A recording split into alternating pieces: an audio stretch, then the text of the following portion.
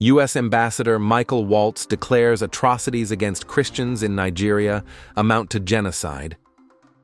In a strongly worded statement delivered at the United Nations, United States Ambassador to the United Nations Michael Waltz has formally described the systematic killings, abductions, and forced displacement of Christians in Nigeria as genocide.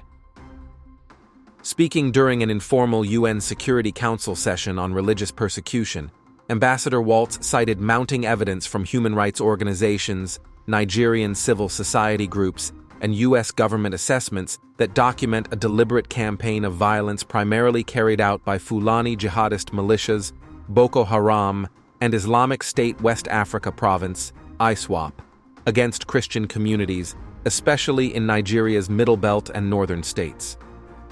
The scale, the brutality, and the intent are unmistakable, Waltz told reporters after the session. We are witnessing a genocide against Christians in Nigeria.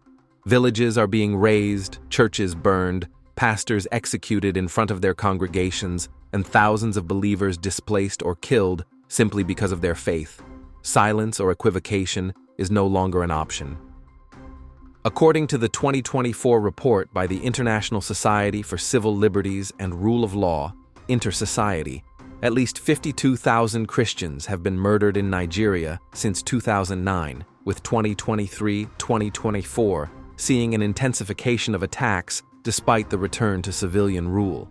Open Doors' 2025 World Watch List ranks Nigeria as the world's second most dangerous country for Christians, behind only North Korea. The worst affected states include Plateau, Benue, Kaduna, Niger, and southern Borno, where entire farming communities have been wiped out in night raids described by survivors as well-coordinated and heavily armed. In many cases, security forces either arrive hours late or entirely absent. Ambassador Waltz's declaration marks the strongest language yet from a senior U.S. official in the second Trump administration. It follows years of advocacy by religious freedom groups and a 2020 determination by the U.S. State Department under Secretary Mike Pompeo that designated Nigeria a country of particular concern for severe violations of religious freedom. The UK Parliament, the European Parliament, and the International Criminal Court have all opened preliminary examinations into the violence, while Genocide Watch organizations such as Genocide Watch and the U.S. Holocaust Memorial Museum have issued early warning alerts for genocide since 2018.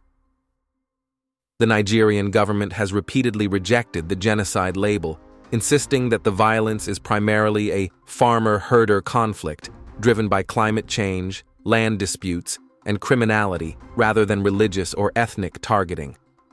Presidential spokesman Bayo Onanuga stated, "We appreciate the concern of our international partners, but describing these tragic incidents as genocide is inaccurate and unhelpful. The administration of President Bola Tinubu is committed to protecting all Nigerians irrespective of faith." Critics, however, point to the impunity enjoyed by perpetrators, the destruction of exclusively Christian communities, and public statements by some Fulani militia leaders vowing to cleanse the land of infidels as evidence of genocidal intent. Ambassador Waltz urged the UN Security Council to establish a commission of inquiry and consider targeted sanctions against individuals and entities responsible for the violence.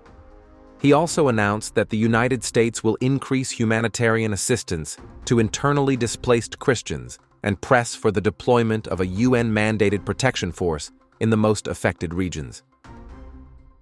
"History will judge us by whether we acted to stop this horror while there was still time," Waltz concluded. "The United States will not look away." As of November 2025, the international community awaits whether Ambassador Waltz's declaration will translate into concrete multilateral action or remain another unheeded warning in Africa's deadliest religious conflict of the 21st century.